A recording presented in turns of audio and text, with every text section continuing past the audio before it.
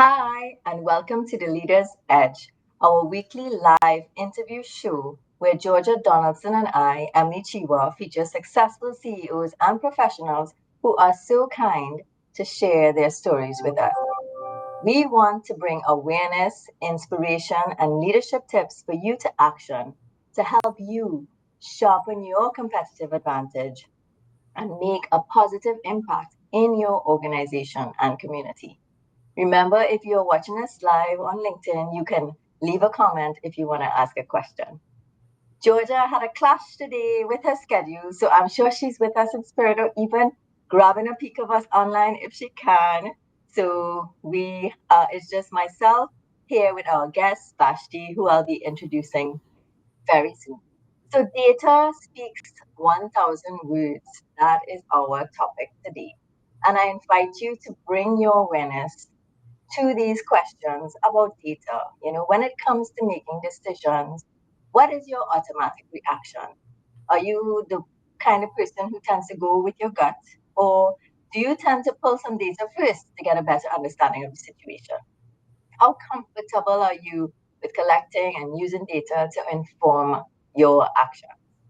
So Vashti is going to talk to us about this. So Vashti Guyadeen, welcome Vashti. Thank you. Thanks for having me. Awesome. So Vashti is the CEO of the Trinidad and Tobago Chamber of Industry and Commerce, the oldest and largest business support organization in the country, with over 2 decades across research, policy design, SME development, global competitiveness, and international relations. Her career has spanned key positions in the public and private sectors, including roles at the TT Coalition of Services Industries, the Economic Development Board, the Ministry of Energy. She has led significant initiatives, including Trinidad and Tobago's participation in the World Economic Forum's Global Competitiveness Report and the creation of the nation's first centennial statistical digest of the energy sector. Vashti has collaborated with major international development agencies and has been a passionate advocate for private sector involvement in national development. She is deeply committed to advancing the Caribbean services economy and fostering an export oriented mindset. Vashti also serves as an ambassador to the Pan African Leadership Institute, vice president of Caribbean Women in Trade, and is active on several advisory boards and committees. Oh my God, Vashti, what a bio! So, with all of that said, data. Let's start with your story. Tell us why data? Why is this passion of yours around data? I have to say it has to be my dad. I grew up Mhm, with a father who was a teacher all of his life, and he loved a good argument. And in growing up, he was the first in his family to go to high school, to go to college. mhm, And I think when he had a daughter, very early o'clock, because he was fascinated with books, and he had me reading from early o'clock and asked me to get my opinion. And he had a fascination for arguments as well. And he would take this to a different level. So when I come home from school, he would be there like, Vash, go and read this and get this for me. And this guy say this, and but I know this is wrong. So from very early, I had to get information for my father to build an argument, because in all of this he had a deep love for law. He wanted to be a lawyer. He had planned to go to law school in England, but his dad got ill. So it has to be my dad. yes, your dad struck this. I guess, yeah, all the conversations with him, all the discussions with him, trying to. So did you used to win any of these arguments that you all had these debates? Yes, yes, that is it. So and he encouraged me to argue with him. So the first thing is that early on mornings when we had breakfast before we go to school, it would be that you have to read the newspaper. You have to pick one article and you have to read it out loud. Mhm. And then he will start questioning things, and he used to say things so that we will get angry, my sister and I. The strike of the passion. Yes. to strike up the passion for whatever the subject So, and is. I end up at university. I too wanted to do law, but I Mm-hmm. didn't get into. So everybody said, okay, apply to do history, and then you'll do first year history, and then you will apply to do law at KFL. So Mm-hmm. I did exactly that. But before I were to apply in my first year at UWE, I fell in love with history and Ah, I didn't apply to do law. So okay. it's that passion for history because, in terms of history, is about history really builds you to become a critical thinker, I think. And again, he was fascinated. So he urged me to delve deeper into books and to get information. And I ended up my first job was at the UA Institute of Business, which is now the Arthur Lockjack Global School of Business. And I ended up working for Dr. Botiwari as his research assistant. So it was an automatic transition for me. And I have always been in research because even being a CEO, I have been promoting more so research, driving projects through research. Because at the end of the day, we are operating in the 21st century, and this is the knowledge economy that we live in. Yeah.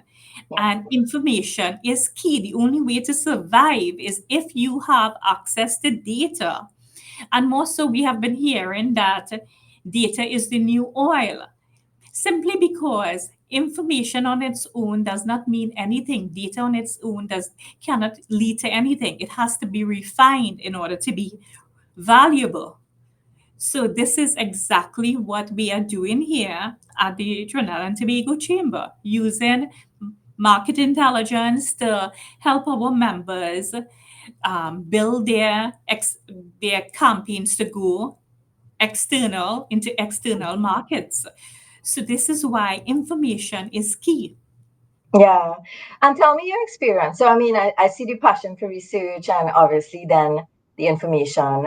Um, Tell me in terms of, do you feel like obviously, I think the answer is yes, but how much of the, while you are a proponent of using data, and I mean, there's data everywhere, right? Whether we're mining the data, whether we're analyzing the data, whether we're using the trends and whatnot that we see from the data is another thing. So, in your experience and from the places that you sat at, and I mean, even us talking about data being 1,000 words in this short talk today. I mean, what is your message? Like, do you feel like people tend to shy away from the numbers because it's numbers? Do you feel like they have the wherewithal to collect the data, or they don't know the sources, or what feels like sometimes the stop gaps for us maybe using the data because we have data in the Yes. in our systems. We have the information. It's all Yeah. over. Yeah. Yeah.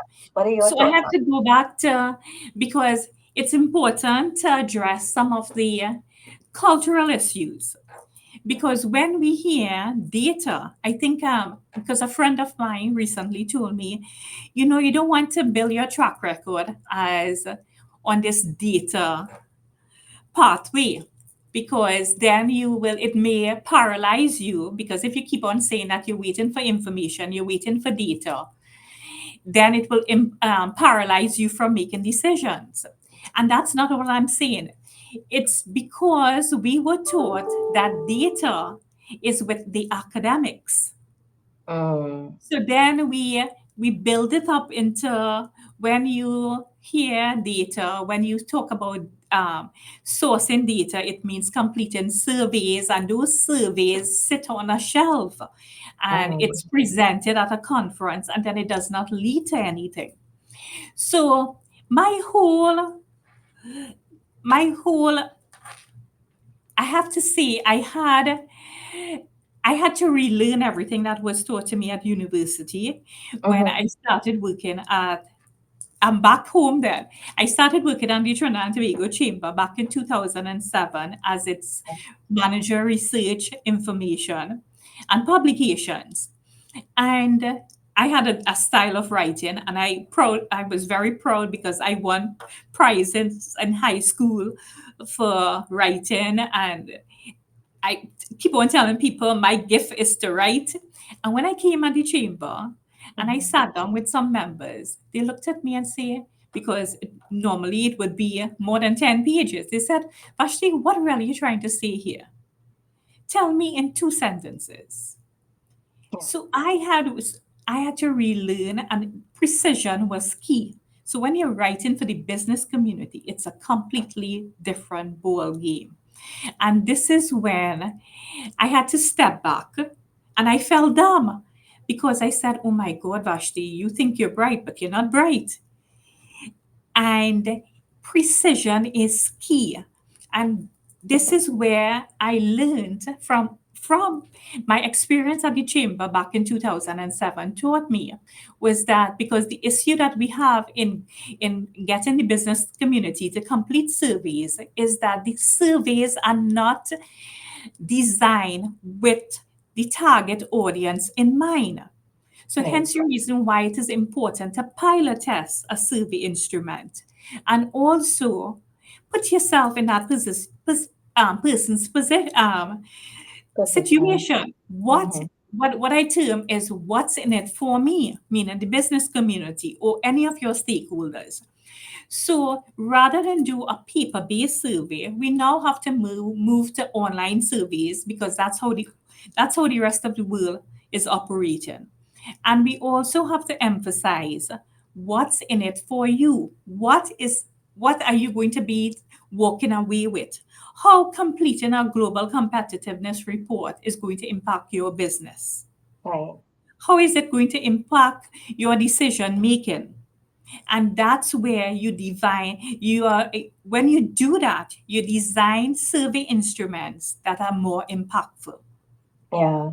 So from the chamber's perspective, when you are designing these, you are saying that the stakeholders must understand what's in it for me.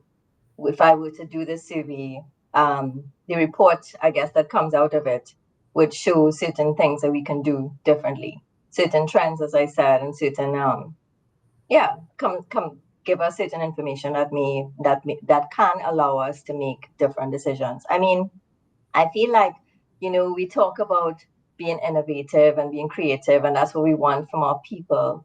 And I'm curious, if we are always using, or if we're not trying to find different information or to seek, or to use the information that we have in different ways, or to look at things with different lenses on from different perspectives, then, that could stymie right there, the creativity and innovation, because we always see, we expect that this is the response, or this is the reaction, or this is the result. So we just always go in one direction. So yeah, it's interesting. So in terms of design, you're talking about, how to collect the data. I suppose even in terms of utilizing the data, I mean, there's a whole um, set of information on that. You also mentioned, this thing about feeling it's academic versus practical. So, I guess it depends on the job that you do. Some people's jobs are more geared towards that. So if you're in the numbers game, if you're in finance and accounts, whatever, you might be accustomed with using data in certain ways. If you are in different fields or spheres, you might be less so, or less inclined to. So I think that's one. I mean, I think we also touched on, yeah, is it sometimes us not wanting to collect the data for different reasons? So are people not people concerned that maybe there's a little uncertainty there about what might be lurking. If we were to look at the numbers, it might show us up, it might not show um, something in a good light, and and then there's change. What Yes. those things might bring as a result. So I mean, there might be several reasons that we are not looking at data enough. But I think that's what you're saying to us, especially in some ways. Like, in your roles, yes, at the chamber and so on, there is that, um, I guess, I wouldn't say requirement, but it lends itself probably to gathering and sharing and trying to help the industry with with whatever data that is produced. Correct. But And then too, we accustomed looking at things from a silo perspective. mm, And so let's look at this. When we talk about data, we say it's to use for a survey to get something for government. It's used for from a chamber's point of view. It's used for advocacy. But let's take Waze for instance. mhm, I would not leave home without checking Waze because it gives me an idea, it gives me a gauge of how much traffic there is. If I were to leave home at say at 4:45, I would take roughly 35 to 40 minutes to get into town. Similarly, when I'm leaving work, I would check Waze. Waze will tell me there's a pothole there, there's a hazard, and it accident, gives me heaven forbid. it, so, and I'm sure that we all use Waze from time to time. So Mhm, that's a practical illustration of what data does. And this is where everybody participates, yeah, contributes to this traffic management system, real yeah, because time. it's crowdsourced. It's crowdsourced. It's just based on people reporting things as they see it on the road, Exactly. and we all get that data. Yeah, yeah, yeah. It's amazing. It's amazing the tools that we have available nowadays. So I guess, maybe we are using more data than we think, but Yes. there's so much opportunity to use more Yeah. and to learn more about how we can use and manipulate data, how we can collect it. And then we think it's an expensive process, which Right. isn't, because you have so many tools now online to build surveys, to do polls. You could do polls, so you could do quick polls via WhatsApp True. now. That's true. So it's basically you need to do this. You need to to develop a mindset, and I'm A sure the mindset to business check, a community, mindset to check and not assume. A yes, mindset as you say, just do a poll, see what everybody's thinking, see what yeah. everybody wants, see what yeah, so you have a real pulse on what is happening No, in the I'm sure company people or would in do. the team. Hmm. I'm sure that you have used a poll to find out if you're sat in a meeting. You do a quick poll I use via polls all WhatsApp. the time. The other day I was using polls within a presentation I was doing to check in on different things, like how people are doing, how much, what they're getting, or takeaways, so that we could just get all the information out right away. So what And I'm getting what's at, it's not interesting too. divorce. I mean, we have to change our notion of what research is and what data is. So what Yeah. I'm trying here to show it that there are so many practical aspects that we are using data already in our everyday lives. Hmm. So what do you want the audience to do, the listeners, in terms of how they can sharpen their leadership um, edge with data? Like, what would be the closing that you'd like to see? I would say do not be afraid when you hear data analytics. Do not think it's an expensive exercise. You need to work with your chambers of commerce. You need to complete surveys because those are areas and those are tools for us to advocate on your behalf, because without the information we would not be able to know what is happening, what is the state of play of a particular sector. Right. And this is real-time advocacy, which it's not decision, it's not it we cannot make decisions by gut anymore. Yeah.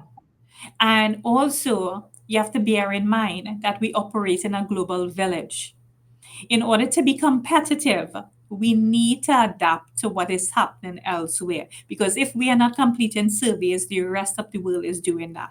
The rest of the world have real time information to know which sectors are feasible, and they know what are customer demands. They know about customer satisfaction. So if we know currently we are in a foreign exchange crisis, so that means that we need to look and develop new sectors of the economy. And most of these sectors, we do not, our target market does not necessarily have to be Trinidad and Tobago because we operate in a That's it. global village. We have Hmm. use of technologies where you could sell your products, you could sell your services via using the technology. So, hence the reason why, in order to be competitive, you need to adapt and use the data analytics. Yes. So I love that, Vashti. So remember, people, data speaks 1,000 words. And if you're not using enough of it, or maybe you are using it in ways that you haven't thought of, like it's all over. So probably try to see how you can use more data this week and this month within your teams, within your organization.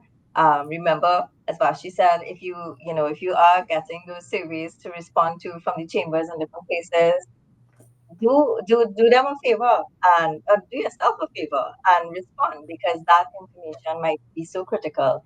We talk about wanting change and wanting things to be different, but how are we contributing to that change? And probably being a little more conscious about how we're using information, and using information more smartly in the ways that we can to make decisions about what we do might be a key to help us get there. So thank you, Vashti, for this very interesting conversation about data. And leaders, we need the data.